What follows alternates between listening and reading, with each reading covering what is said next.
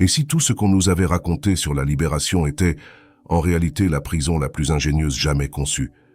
Et si le désert n'avait jamais été une traversée, mais une mise en scène méticuleusement orchestrée pour entretenir l'illusion qu'un peuple asservi avait enfin été conduit vers la vérité, alors qu'en réalité, on avait simplement échangé des chaînes visibles contre des entraves invisibles, forgées de promesses sacrées et de décrets divins? Depuis quand accepter l'autorité d'un homme parlant au nom de Dieu est-il devenu plus important que d'écouter Dieu lui-même, qui murmure dans le silence de la conscience? Moïse n'a libéré personne. Il a simplement remplacé un pharaon par un autre, invisible, mais encore plus cruel, le Dieu de la peur, de l'obéissance aveugle et du châtiment éternel. Baruch Spinoza, avec la lame de la raison aiguisée comme une prophétie hérétique, osa faire ce qu'aucun prêtre, rabbin ou théologien ne permettrait. Regarder l'Exode non comme une épopée sacrée, mais comme une construction politique, un dispositif narratif servant à justifier l'autorité, à conquérir l'obéissance et à consolider le pouvoir de celui qui s'est autoproclamé porte-parole du Très-Haut. Quel genre de divinité a besoin d'intermédiaires, de contrats gravés dans la pierre et de menaces constantes? Quel Dieu se cache derrière des montagnes, des éclairs et des voiles, tandis que des hommes ordinaires tuent en son nom? Peut-être que la traversée du désert n'a jamais été géographique, mais mentale, et que la majorité n'est jamais sortie d'Égypte, car elle n'a jamais osé remettre en question la carte qu'on lui avait remise. Il y a quelque chose de perversement sublime dans l'idée d'un peuple guidé par quelqu'un qui, dit-on, parlait face à face avec Dieu, mais dont le visage n'a jamais pu être vu, dont l'autorité n'a jamais pu être remise en cause, et dont l'histoire s'est imposée comme dogme incontestable pendant des millénaires. N'est-il pas curieux que la vérité ait besoin d'être répétée jusqu'à devenir tradition, tandis que le mensonge se perpétue dans le silence et la peur? Combien sont morts en croyant marcher vers la terre promise, alors qu'ils étaient en réalité conduits par une fable soigneusement sculptée pour maintenir le troupeau sous contrôle? Et celui qui ose douter, celui qui ose regarder en arrière et demander « Cela s'est-il vraiment passé ainsi ?» est lapidé, excommunié, réduit au silence, comme si le doute était plus dangereux que le mensonge. Mais peut-être est-ce précisément cela que le mythe de l'Exode a tenté de cacher depuis le début, qu'il n'existe pas de terre promise en dehors de soi-même, qu'il n'y a pas de mer qui s'ouvre pour ceux qui attendent, seulement pour ceux qui se révoltent, et que Moïse, loin d'être un libérateur, fut l'architecte d'une nouvelle prison, faite de commandements, de peurs et de miracles aussi commodes qu'opportuns. Ce que Spinoza détruit, ce n'est pas seulement la figure d'un homme, c'est l'idée même que nous avons besoin d'un guide pour atteindre le divin. Car peut-être que la véritable libération ne réside pas dans la fuite d'Égypte, mais dans le refus silencieux de continuer à marcher en rond derrière des promesses qui ne se réalisent jamais. Il existe un instant de silence qui précède toute révélation. Non pas le silence sacré des temples, mais celui qui habite le vide laissé lorsque le mensonge perd son masque. Et c'est dans ce silence que la figure de Moïse commence à s'effondrer, non pas en tant que symbole, mais en tant que structure de domination. Pourquoi fallait-il qu'il monte seul sur la montagne, qu'il revienne avec des lois déjà gravées, comme si la divinité refusait de parler directement aux hommes? Cette solitude rituelle, cette distance symbolique entre l'homme et le sacré, fut la première fondation de la peur, et toute peur exige un guide. L'autorité de Moïse ne naquit pas de la vérité, mais de son absence. C'est le vide entre l'homme et le divin qui permit à Moïse de devenir indispensable. Et lorsque l'indispensable devient incontestable, la pensée meurt. La foi, au lieu d'être une flamme vive, devient une braise maîtrisée, et rien ne brûle de façon plus dangereuse qu'une foi programmée pour obéir. Moïse n'a pas libéré le peuple de l'esclavage. Il l'a seulement libéré du fouet visible, pour le livrer à un Dieu qui surveille jusqu'aux pensées. Et cette surveillance totale ne libère pas. Elle emprisonne avec une délicatesse théologique que peu osent voir. La traversée de la mer Rouge ne fut pas la rupture de l'esclavage, mais le début d'une nouvelle soumission. Spirituelle, invisible, perpétuelle. Observe comment le récit se répète comme un enchantement hypnotique. Promesse, punition, miracle. Tout est soigneusement tissé pour que personne ne remette en question la logique interne du mythe. Le peuple gémit, la mer s'ouvrit, la loi fut donnée. Mais jamais il ne se demanda pourquoi il ne pouvait entendre directement la voix qui dictait son destin. Pourquoi la révélation aurait-elle besoin d'un intermédiaire au visage caché et à l'autorité incontestable? Et si le véritable miracle n'était pas la division des eaux, mais la capacité de convaincre des générations entières que le chemin vers Dieu passe par un seul homme? Spinoza murmure, comme quelqu'un qui arrache un bandeau qui s'était confondu avec la peau, il n'y a pas de médiateur entre l'homme et l'infini. Et en affirmant cela, il ne renverse pas seulement Moïse, mais tous ceux qui se sont appuyés sur lui pour construire des temples, des lois, des systèmes de contrôle. L'idée d'un peuple élu n'est pas un don, c'est une condamnation déguisée, car tout élu porte en lui le poids d'obéir davantage, de questionner moins, de croire au nom de tous. La promesse d'une terre où coule le lait et le miel fut le plus ingénieux des pots de vin que la raison ait jamais affronté. Que reste-t-il donc lorsque l'on ôte le masque du prophète et que l'on regarde dans les yeux du mythe? Il reste l'homme, pas le héros, pas le libérateur, mais l'architecte d'un récit qui servit à construire un désert sans fin, car il n'est pas géographique. Il est psychologique, il est métaphysique. C'est le désert de celui qui marche sans penser, de celui qui croit par peur, de celui qui obéit par habitude. Et c'est dans ce désert que beaucoup vivent encore, attendant un Moïse qui n'a jamais existé, ou qui, peut-être, n'a existé que pour empêcher chacun de découvrir que le véritable exode commence quand on ose penser. Si Dieu était vérité en lui-même, pourquoi aurait-il besoin d'être prouvé par des signes, des voix venues d'en haut et des tables de pierre? Pourquoi cette divinité, qui devrait habiter toute chose en tant que substance éternelle, ne se manifeste-t-elle que dans des conditions spécifiques, toujours à travers un élu, toujours entouré de peur, de tonnerre et de hiérarchie? L'idée même de révélation devient suspecte lorsqu'elle est administrée par un seul homme, comme si le sacré était devenu une propriété privée. Et celui qui contrôle cette révélation devient inévitablement le nouveau pharaon. Un pharaon qui ne construit pas de pyramides, mais des doctrines, qui n'exige pas des briques, mais des sacrifices émotionnels. Et le peuple, hypnotisé par l'idée qu'il doit être guidé, se prosterne, non devant Dieu, mais devant l'autorité qui le représente. Moïse descend de la montagne avec des lois et des promesses, mais aussi avec une structure complète de contrôle. La loi qui punit, le temple qui surveille, le peuple qui tremble. C'est une ingénierie de la soumission, parfaite, subtile, sacrée.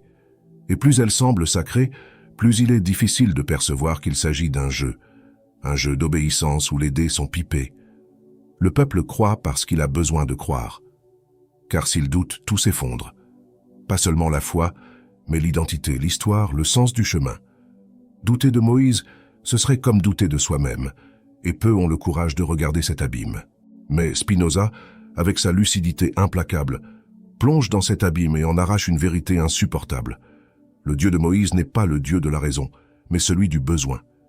Il est craint parce qu'il est censé punir. Il est adoré parce qu'il promet. Ce Dieu-là, on ne l'aime pas, on le redoute. C'est un Dieu qui a besoin d'être constamment rappelé, comme un maître qui a peur de perdre ses esclaves. S'il était vérité, il serait présent en toutes choses, silencieux et absolu.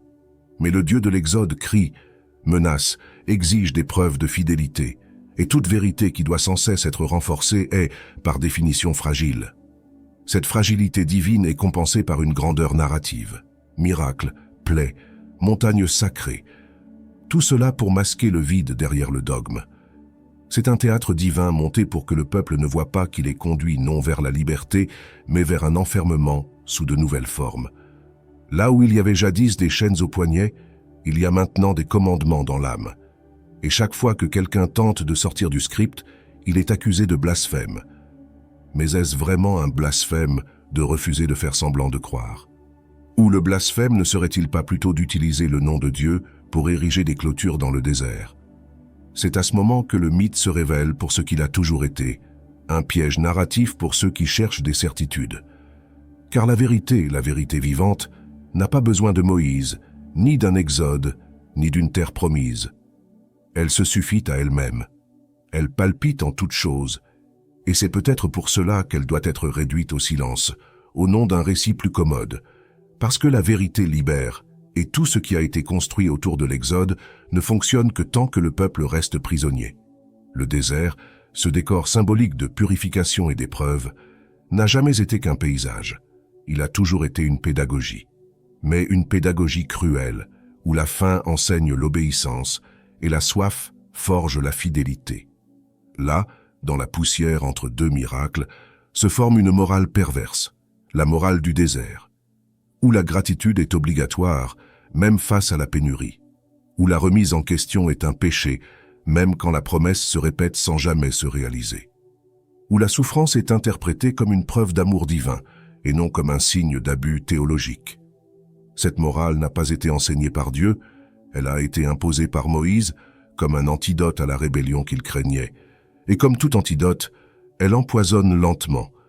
La traversée ne se termine jamais, car l'attente de la terre promise devient plus importante que l'arrivée. C'est une promesse qui se renouvelle à chaque génération, toujours repoussée, toujours inatteignable, car arriver signifierait mettre fin au contrôle. Et celui qui détient le contrôle ne souhaite jamais que le voyage prenne fin.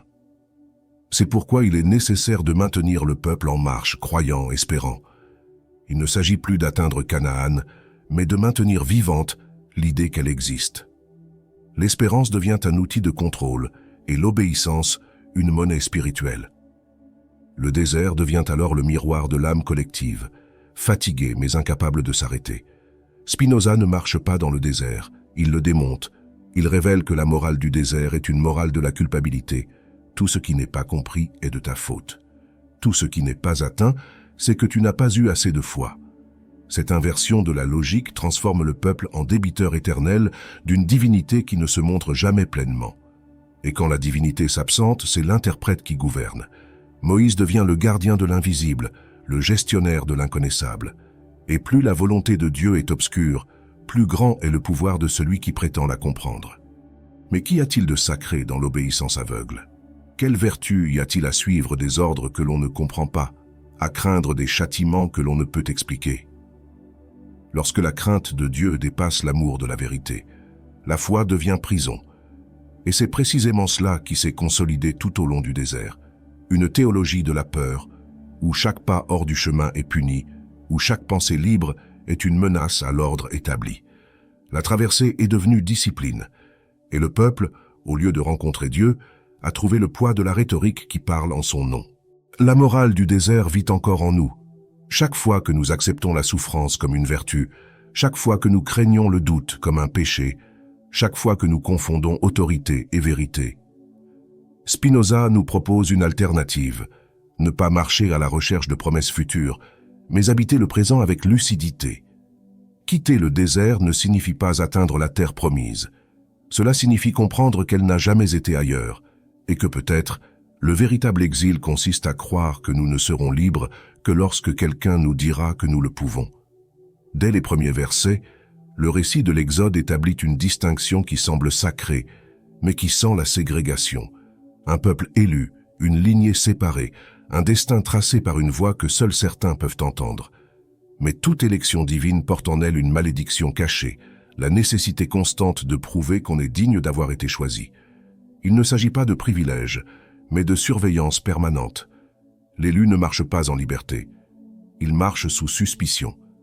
Chaque erreur est interprétée comme une trahison, chaque doute comme un blasphème. Ainsi, le mythe de l'élection devient une prison dorée, où la peur de décevoir la divinité est plus forte que le désir de la rencontrer. Spinoza, avec une raison qui ne se prosterne pas devant la tradition, démonte cette construction d'une phrase qui résonne comme un séisme. Dieu ne choisit pas de peuple. Il se manifeste comme ordre éternel dans toute chose. Et ce faisant, tout ce qui semblait exclusif devient universel. Tout ce qui a été construit pour séparer se dissout, car la véritable substance divine ne se révèle pas par des décrets, mais par la cohérence. La nature ne choisit pas un arbre pour fleurir plus qu'un autre, elle fleurit là où les conditions sont réunies. Et si la divinité est la nature même, comment pourrait-elle créer des hiérarchies morales entre les hommes? La réponse est troublante. Ce n'est pas Dieu qui choisit, ce sont les hommes qui inventent le concept d'élection pour justifier leurs propres privilèges. L'histoire du peuple élu n'est pas une révélation spirituelle, mais un projet politique, un mécanisme de consolidation du pouvoir, de justification des guerres, d'imposition des lois. Et chaque fois qu'un groupe prétend avoir été séparé par Dieu lui-même, un autre groupe est automatiquement condamné à l'exclusion, à la servitude, à l'infériorité. Le mythe de l'élection est la graine de tout fanatisme, car celui qui se croit porte-parole du divin n'a plus besoin d'écouter. Il impose. Et au centre de tout cela, Moïse émerge non comme canal de la volonté divine, mais comme son rédacteur. Celui qui grave sur des tables ce que tous n'ont pas entendu. Celui qui descend de la montagne non pas avec des questions, mais avec des commandements. Il n'enseigne pas au peuple à penser. Il lui apprend à obéir. Et il le fait avec l'autorité de celui qui prétend avoir été élu, de celui qui a vu ce que nul autre n'a vu. Mais un Dieu qui ne peut être vu que par un seul homme est, par définition, un Dieu pris en otage. Et là où le sacré est pris en otage, la vérité est aussi extorquée. Ainsi, l'idée d'un Dieu exclusif qui parle à quelques-uns et se tait devant les autres se révèle non pas comme une divinité, mais comme un instrument. Et c'est peut-être là le plus grand péché. Non pas adorer de faux dieux, mais transformer le véritable en propriété privée d'un homme, d'un peuple, d'une histoire. Spinoza ne nie pas Dieu, il le libère. Et ce faisant, il nous libère aussi. De la culpabilité héritée, de l'obéissance sans âme, de la foi sans réflexion. Car aucun Dieu digne de ce nom ne se limiterait à l'attente d'un prophète. Il habite tout, y compris la pensée qui ose douter de Moïse. Il vient un moment où la croyance ne repose plus sur la foi, mais sur la peur de la perdre. Un moment où la figure de Moïse n'inspire plus l'admiration, mais l'inertie. Et c'est à cet instant que survient la rupture, non pas comme un cri, mais comme un silence. Un silence qui commence subtilement, comme une pensée qui n'ose devenir parole, mais qui ronge peu à peu les fondations du mythe avec la force d'un doute qui refuse de mourir. Spinoza n'incendie pas les temples par haine, il les vide par la raison. Sa révolution n'est pas celle de l'épée, mais celle de la lucidité. Et la lucidité a un prix immense, l'exil de ceux qui s'éveillent. Ceux qui osent voir l'Exode non comme un miracle, mais comme une manipulation, ne récoltent pas des applaudissements, ils reçoivent des pierres. Car toute société fondée sur un mythe vit sous la menace constante de celui qui tente de rappeler que ce n'est rien d'autre qu'un mythe.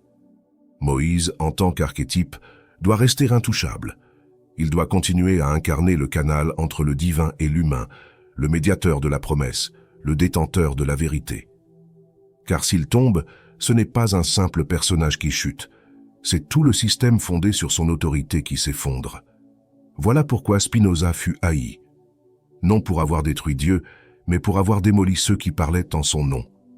Et ce qu'il y a de plus troublant, c'est de comprendre que le mythe n'a pas besoin d'être vrai pour fonctionner. Il doit seulement être utile. L'Exode n'a pas besoin d'avoir eu lieu. Moïse n'a pas besoin d'avoir existé. Il suffit que les gens agissent comme si c'était le cas. La force d'une fiction réside dans sa capacité à modeler les comportements, à imposer des moralités, à définir le sacré et le maudit. Et dans ce jeu, la vérité devient inutile. Elle dérange, elle désorganise, elle réclame un courage que peu possèdent, le courage de marcher sans guide, de penser sans garantie, d'exister sans promesse. Spinoza nous invite à cet abîme, vivre sans Moïse, rejeter l'autorité imposée, refuser la morale du désert, reconnaître qu'il n'y a peut-être pas de terre promise, et malgré tout, continuer à marcher. Car le véritable exode n'est pas celui de la Bible, c'est celui de la conscience. C'est le moment où l'esprit, fatigué de répéter des croyances héritées, décide de regarder vers le sommet de la montagne et de dire « Je n'ai pas besoin de monter ». Car le divin n'est pas là-haut, il est ici, maintenant, vibrant en toutes choses, même dans l'audace de douter. Et lorsque cette audace s'installe, quelque chose de sacré se produit, non pas un miracle, mais une naissance. La naissance d'un être humain qui n'a plus peur de Moïse, ni de ses tables, ni de son Dieu colérique. Un être qui comprend enfin que le plus grand acte de foi n'est pas de croire ce qu'on a dit de Dieu, mais de refuser de vivre enchaîné par ce qu'on a caché en son nom. Ce que nous appelons foi a peut-être toujours été la peur déguisée en espérance. Et ce que nous avons vénéré en Moïse, ce n'était pas sa proximité avec Dieu, mais notre propre éloignement d'avec lui. Maintenant que les voiles sont déchirés, nous sommes forcés de regarder le désert autrement, non comme un territoire d'épreuve, mais comme le reflet de notre refus de marcher seul. La figure du guide a toujours été confortable, car penser fait mal, choisir blesse, et être libre fait peur. Mais il existe une liberté qui ne crie pas. Elle fait taire toutes les voix imposées, et dans ce silence, révèle ce qui guettait depuis toujours. La possibilité d'exister sans intermédiaire. S'il y a quelque chose de sacré dans l'Exode, ce n'est pas le miracle de la mer qui s'ouvre, mais le courage de traverser ce qui fut conçu pour nous maintenir immobiles. Et s'il y a quelque chose de divin en Moïse, c'est peut-être seulement le souvenir amer de la façon dont nous avons été dressés à croire que la vérité avait besoin d'interprètes. Le temple, les tables, les commandements, tout cela apparaît désormais non comme révélation mais comme déguisement. Et ce qui se cache derrière ce déguisement est brutal dans sa simplicité. Dieu ne s'écrit pas. Il vibre là où il n'y a pas de peur. Il respire là où il y a du doute. Il fleurit là où quelqu'un décide de ne pas obéir. Tu l'as senti même si tu ne savais pas le nommer. À un moment donné sur le chemin, les mots ont cessé d'être des idées. Ils sont devenus des miroirs. Et peut-être t'es-tu vu pour la première fois sans les costumes de la tradition, sans les ornements de la foi imposés, sans le masque de la certitude. Tu as ressenti le poids du désert, mais aussi le vertige de la liberté. Et à cet instant, tu as compris qu'il ne s'agit plus de détruire Moïse, mais de le quitter. De le remercier pour la leçon de l'enfermement, afin de pouvoir choisir ensuite le risque de la vérité. Et la vérité, comme le disait déjà Spinoza, ne s'impose pas. Elle se révèle lorsqu'on n'a plus besoin qu'elle nous sauve. La vidéo se termine, mais quelque chose demeure en ruine en toi, et c'est magnifique, car ce n'est que dans la ruine que naît l'espace pour le neuf. La religion de la peur a peut-être façonné les siècles, mais c'est la spiritualité de la lucidité qui façonnera les pas à venir. Il ne s'agit pas de croire ou de ne pas croire, mais de regarder le monde sans les yeux qu'on t'a donnés. D'accepter que peut-être, juste peut-être, tu as déjà traversé la mer. Et que désormais, le plus grand miracle qui puisse arriver est de rester conscient, même lorsque tout autour de toi te supplie de te rendormir. Moïse n'a pas libéré le peuple, il a seulement construit la prison avec des colonnes d'or. Et peut-être que maintenant, c'est à ton tour de partir sans carte, sans guide, sans promesse, juste avec la vérité qui bat là où la peur habitait. Si cela a éveillé quelque chose en toi, si un doute silencieux ou un fil de feu s'est allumé dans ta conscience, alors suis cette trace. Abonne-toi, commente, partage. Non comme un simple geste, mais comme un écho. Car ce qui a commencé ici n'est pas une fin, c'est un appel. Et peu entendent cet appel, mais ceux qui l'entendent ne marchent plus jamais comme avant.